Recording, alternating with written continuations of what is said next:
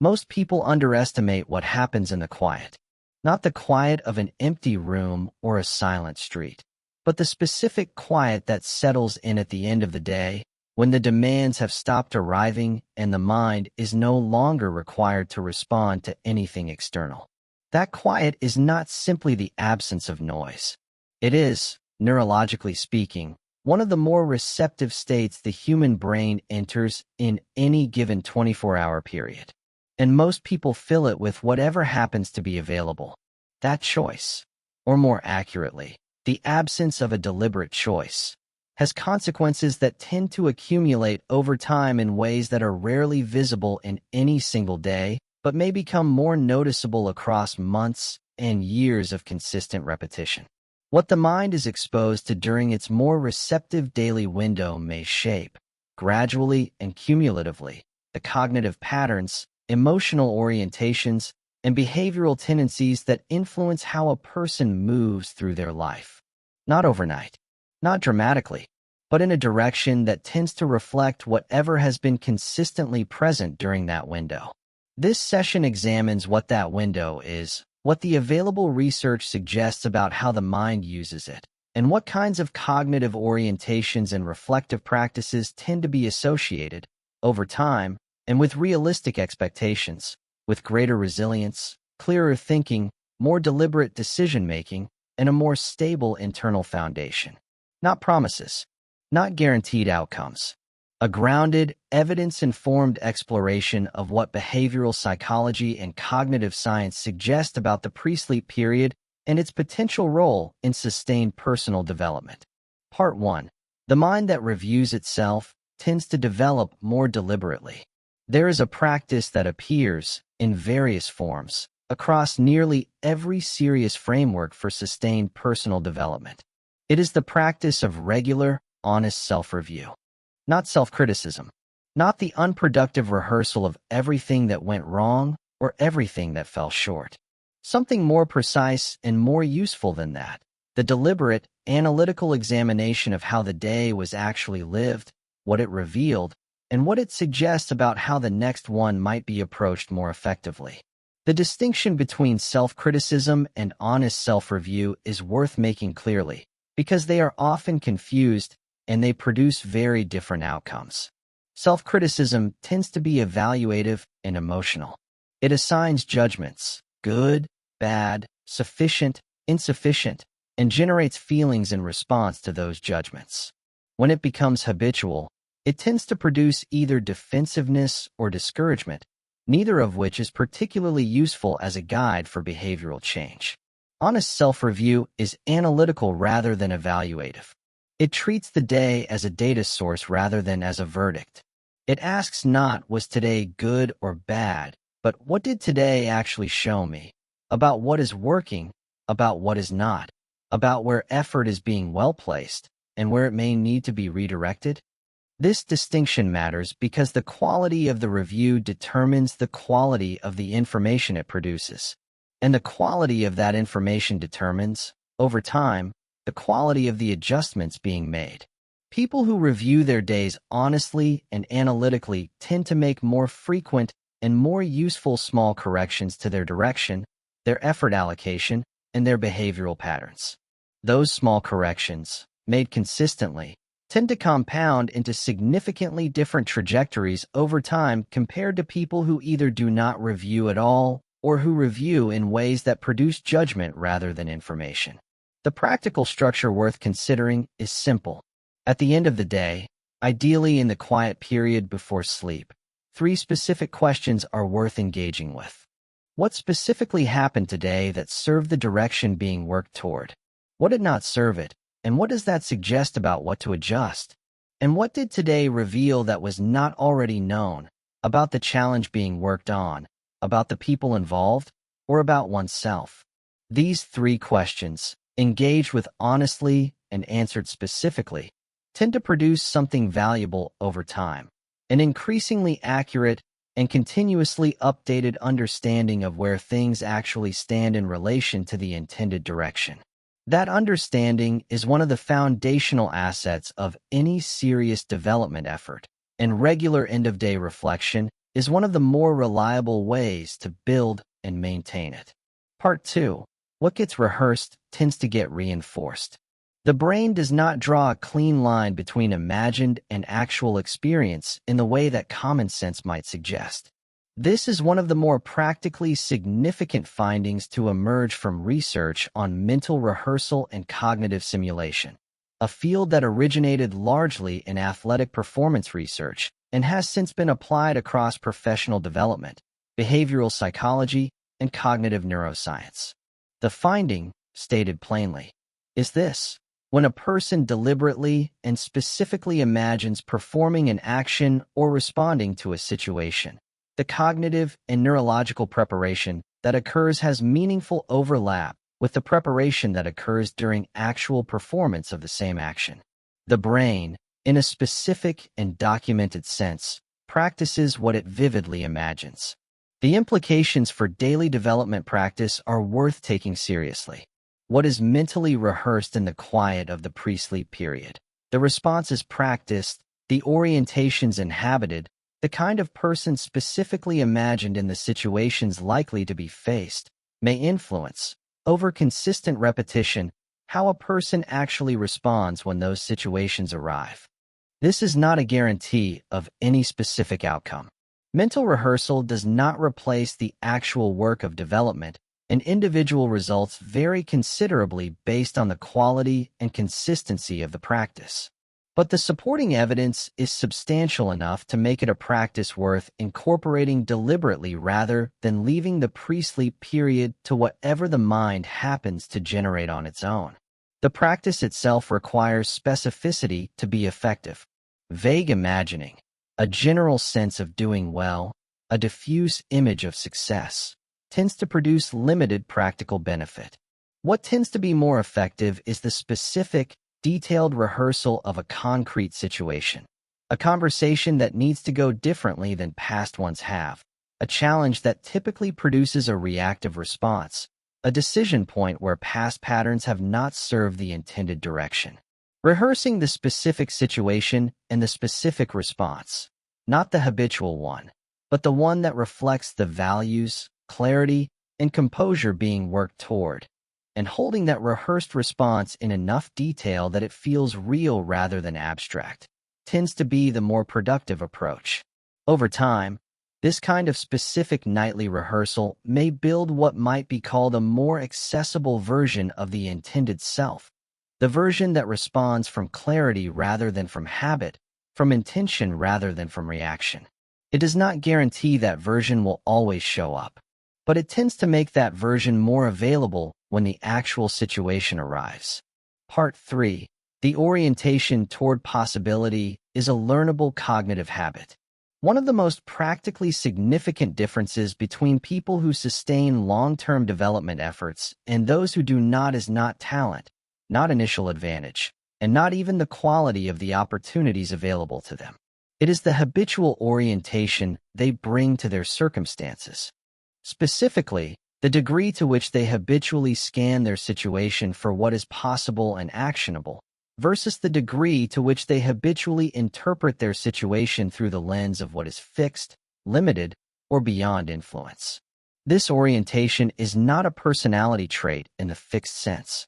Research in cognitive psychology on what is sometimes called explanatory style, the habitual way a person explains the causes of events to themselves, suggests that these orientations are learned patterns. They developed through experience, through repetition, through the accumulated effect of how a person has consistently interpreted the events of their life.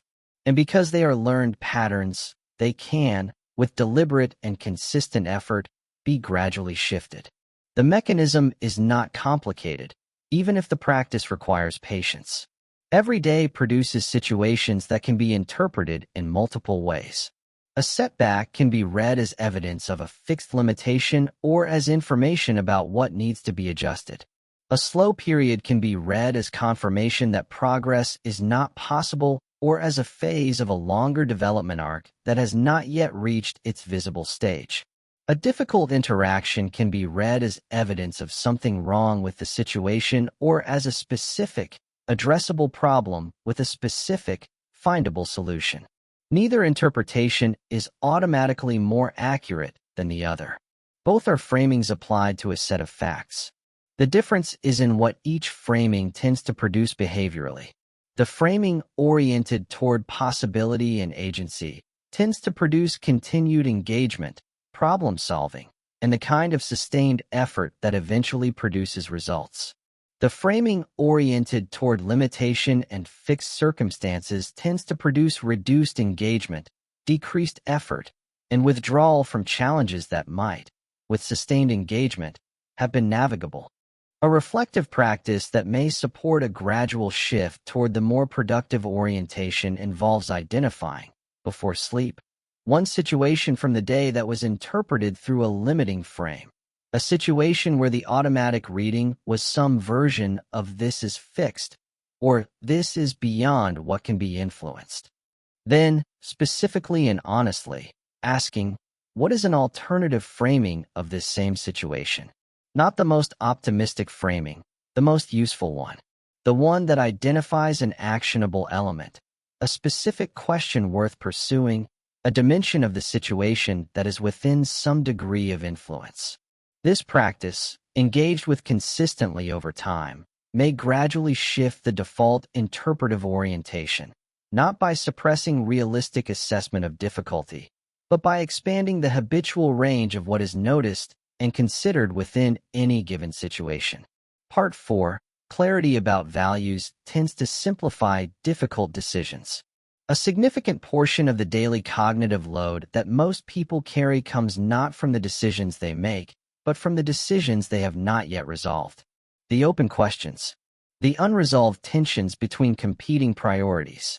The situations where the right course of action is unclear because the underlying values that would clarify it have not been explicitly examined. Research on decision fatigue, the documented tendency for decision-making quality to degrade as the volume of decisions in a given period increases, suggests that one of the most effective ways to reduce this load is not to make decisions faster, but to resolve more of them in advance, at the level of values and principles rather than at the level of individual situations. When a person has clear, examined, explicitly held values, when they have done the work of identifying what actually matters to them, in a specific and honest rather than a vague and aspirational sense, many individual decisions effectively resolve themselves. The values function as a standing decision framework that removes the need to recalculate from scratch in every new situation. The pre-sleep period may be well suited to the gradual development of this kind of clarity, not through dramatic self-examination sessions, but through the consistent nightly engagement with a modest and specific question. In the situations faced today, what was actually prioritized? And is that consistent with what is intended to be prioritized? This question, engaged with honestly and answered specifically rather than defensively, tends to produce a gradually sharpening picture of what a person's actual values are, as opposed to the values they believe they hold or the values they aspire to hold. That distinction is important because it is the actual values, the ones revealed in actual behavior under actual conditions, that tend to drive decisions, not the aspired ones. Once the actual values are visible, they can be examined. They can be compared to the intended ones. And the gap between them, when one exists, becomes a specific and addressable development target rather than a vague sense that something is not quite aligned. Clarity of this kind tends to reduce the cognitive load of decision-making over time because more decisions are being made from a resolved framework rather than from a recalculated assessment in each new situation. That reduction in cognitive load tends to free resources for the kind of deeper thinking that most people feel they never have quite enough time or energy for. Part 5.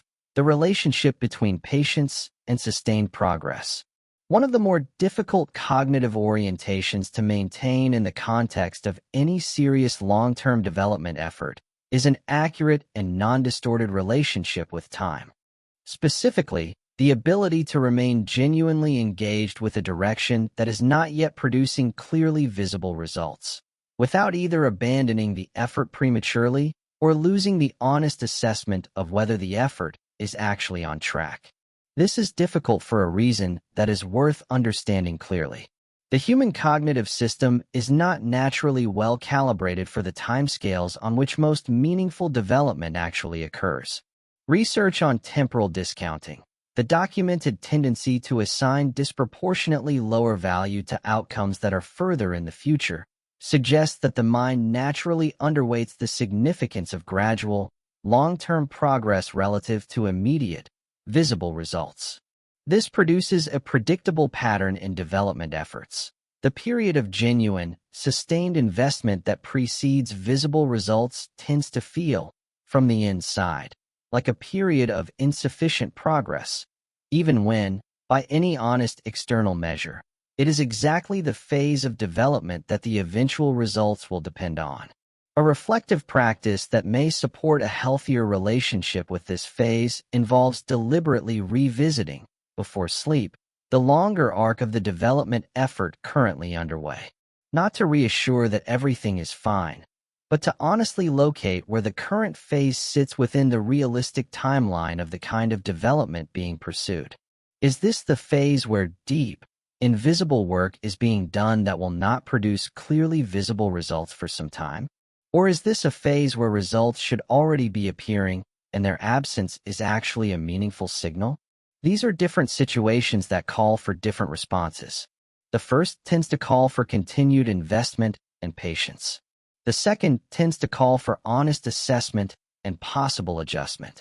The ability to distinguish between them, accurately rather than wishfully, is one of the more valuable cognitive skills in any sustained development effort.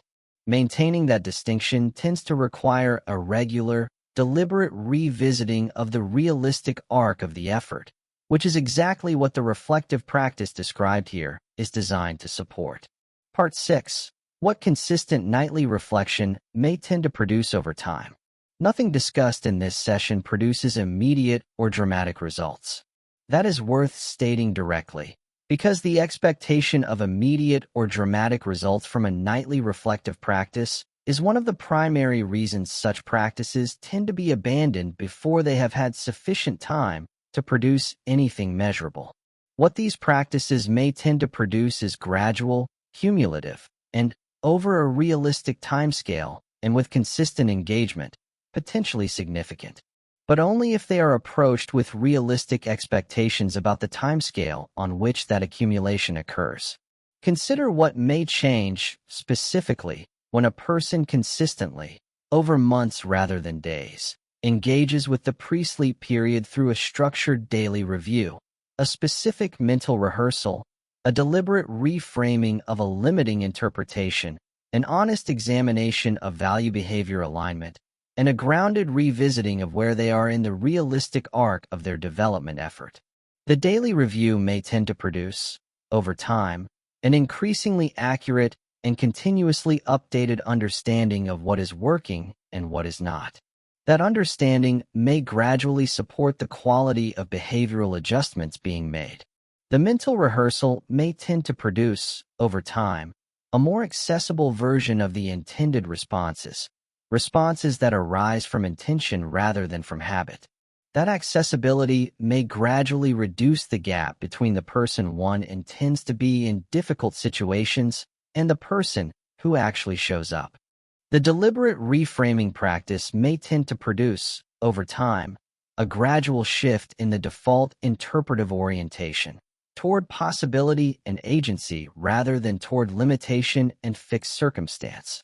That shift may gradually expand the range of options that are noticed and pursued. The value clarification practice may tend to produce, over time, a more resolved and more explicit decision framework.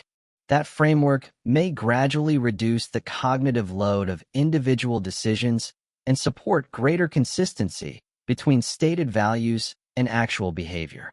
And the honest relationship with the timescale of development may tend to produce, over time, a more sustainable engagement with the long periods of invisible progress that precede visible results.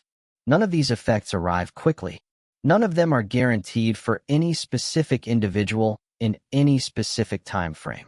What can be said, with reasonable confidence based on the available evidence, is that these practices are consistently associated with the kinds of gradual cognitive and psychological development that tend to distinguish people who make sustained progress in their chosen directions from those who cycle repeatedly through strong starts and early withdrawals. The quiet at the end of the day is not wasted time. It is, potentially, one of the more productive cognitive windows in the entire 24 hours, if what fills it is chosen more deliberately rather than left to default. This session has attempted to offer a grounded examination of what that deliberate choice might look like and what it may tend to support over time.